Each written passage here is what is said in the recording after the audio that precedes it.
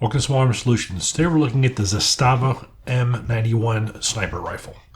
Now, before we can really get too much into this, we certainly need to know where it came from. The rifle that preceded this was the M70, which basically was made to fill a DMR role or a designated marksmanship role, or short-range sniper rifle. And that particular rifle, the Serbians or Yugoslavians at the time did not want to copy the Soviet Dragunov.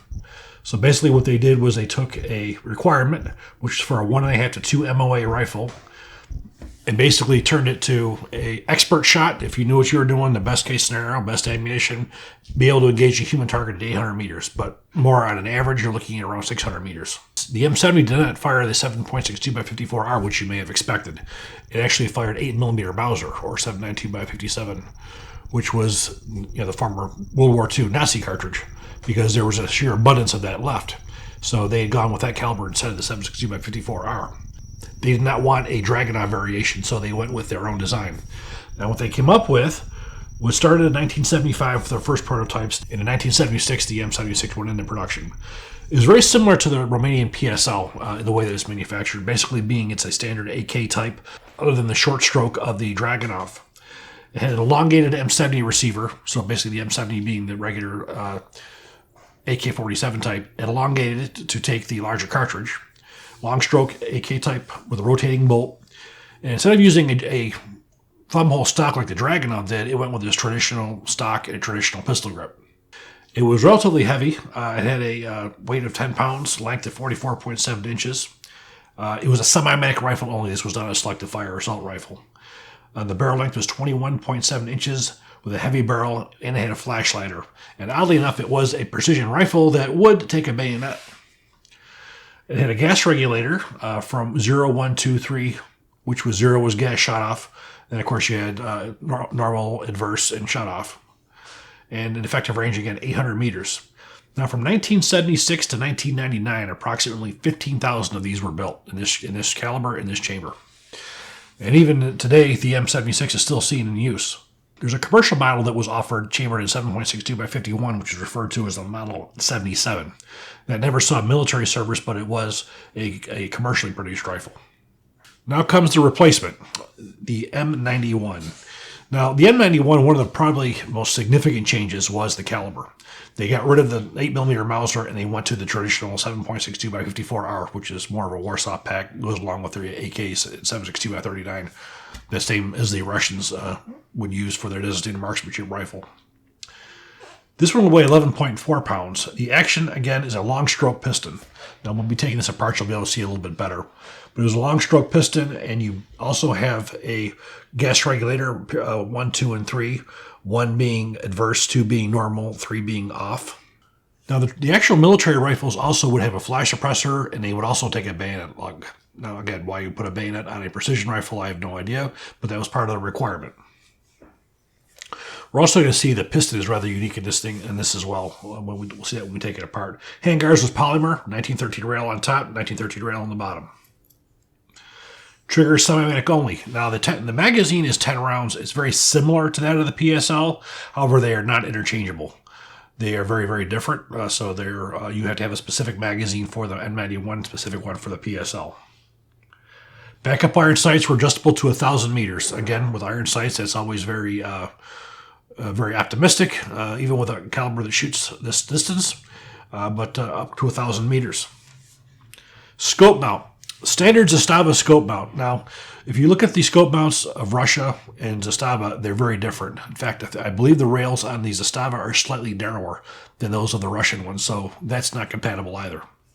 Scopes, there are several options, but the standard was the Z-Rack 6x24. Also, low-level light can be equipped with a PN 5-80 night vision scope. Now, the scope that's included in this is basically the POSP 4x24 rifle scope. Magnification of 4 power, field of view 6 degrees, outlet pupil of 0.0394, outlet pupil of 0.236. The sight weighs 7 kilograms. Dimensions is 13.5 by 7.2 by 3.1 inches. Battery AG13, which is a very rare battery here in the West.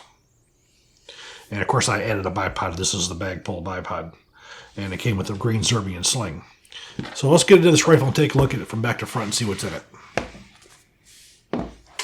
Okay, starting from the rear, you have a more of a Dragunov style thumb hole stock. You have a adjustable cheek piece on here, which can up and down depending on what the shape of your face and what's comfortable for that optic. Basically, you have an elongated receiver, very similar to that of a Dragunov. Your magazine, 10 shot, 7.62 by 51R. Magazines for these, you have to be sort of careful how you load them. The problem with it is being a rimmed cartridge. Basically, you have to put one rim in front of the other when you're loading. If you put one behind the other, you'll have what's called rim lock, and that will cause a double feed. So when you're loading these magazines, you have to be a little bit careful to make sure when you slide the top round on, you're sliding the top rim against the rim of the one to the rear, not behind it. So we have a long action, standard AK type safety.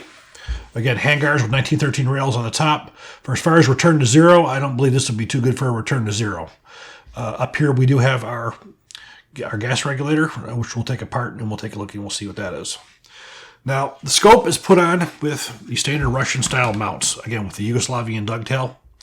Now, I'm not going to take this up because this one's really tight. When I assembled this to test fire, it says right in the instructions that not to have it loose, so I definitely didn't have it loose. So we're going to be leaving this on here when I take it apart. For disassembly, it comes apart just like that of an AK. Now, unlike normal Zastava rifles, you have a button you have to push before you can push in on the recoil spring. This one's not that case. So push inward, lift up on your receiver cover. Push inward on the recoil spring, lift out. Again, very AK-ish. Now you can pull back on your bolt carrier group and lift out. Again, unlike the Dragunov, which uses a short stroke, this is a long stroke, very similar to that of an AK.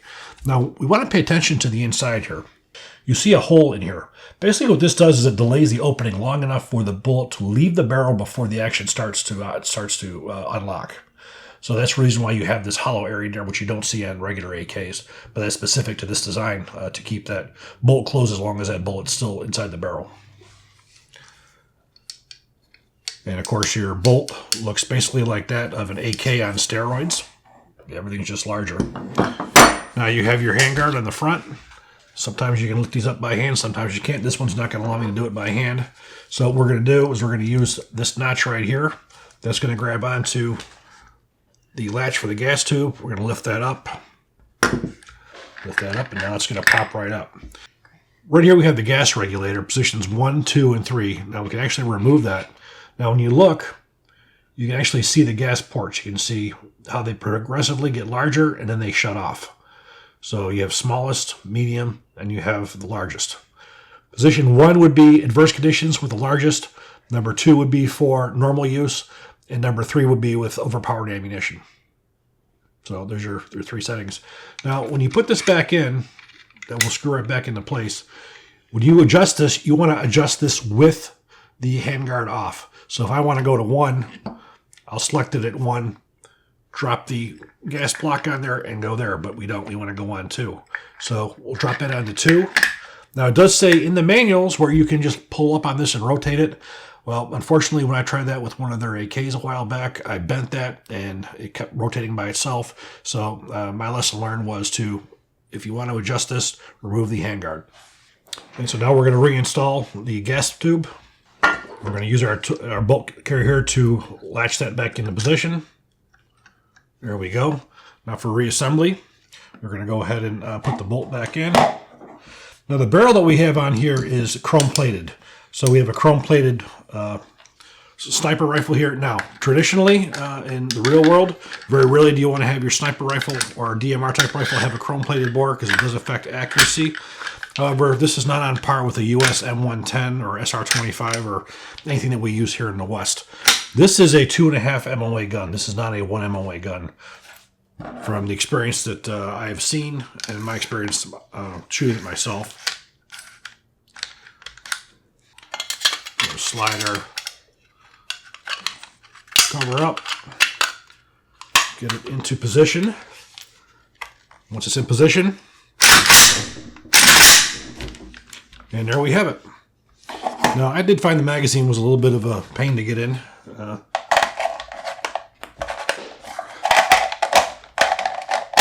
There we go. No, we don't. Installation of the magazine. And what we're going to do now is we'll take this to the range and we're going to see how it shoots.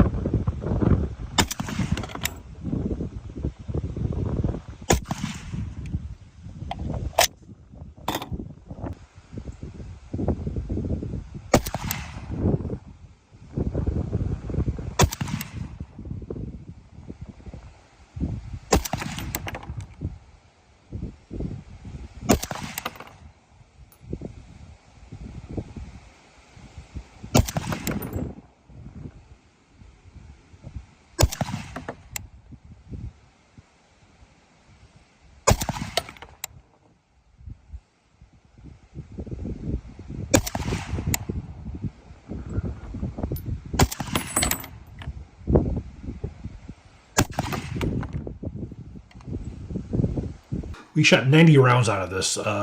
80 of it was Wolf 148 grain full metal jacket. And then for the accuracy, we had 10 rounds of PPU. It was a full metal jacket match at 182 grains. The best group that we were able to get with this was 2.25 inches. And again, that's about what you would expect from one of these. Now, I've had experience with the actual Soviet Dragunovs when I was over in Ukraine, and I can definitely say the ones that we shot over there, perhaps they were just shot out, but these were 2.5 to 3 MOA guns. Certainly not what we're used to. But again, you have the cartridge. The 7.62x54R is the oldest serving military cartridge in the world. It goes back to the late 1800s. It's a good cartridge. These rifles here, like anything else, you're going to have different kinds of ammunition. For as far as the regular military grade ammunition, don't expect to get too much out of it. Expect to get around the 3 inches. The ammunition is just not consistent. The brass case ammunition, however, the match grade ammunition, again, the best we found were PPU for this, and that's the best group that we got out of it.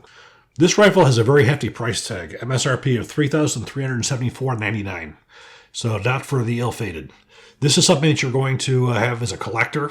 For that kind of money, you certainly would expect more of a precision rifle. For that kind of money, you could buy an AR-10 that will get you sub-MOA.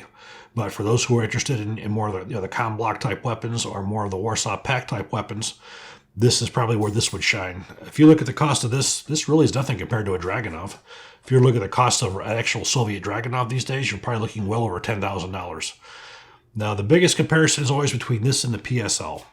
And I have to say, I've used both of them. I won't say extensively, but I have used them enough.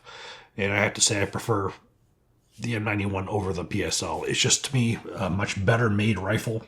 The machining, the quality, overall, it seems like it's a much better made rifle. It's certainly more expensive as well. But for as far as precision accuracy, I definitely didn't see really a difference between the two. But for as far as fit and finish, longevity, durability, reliability, this probably has a little bit of an edge over that. So I do hope you guys enjoyed this video. If you do, please click like, please subscribe, and even better, share.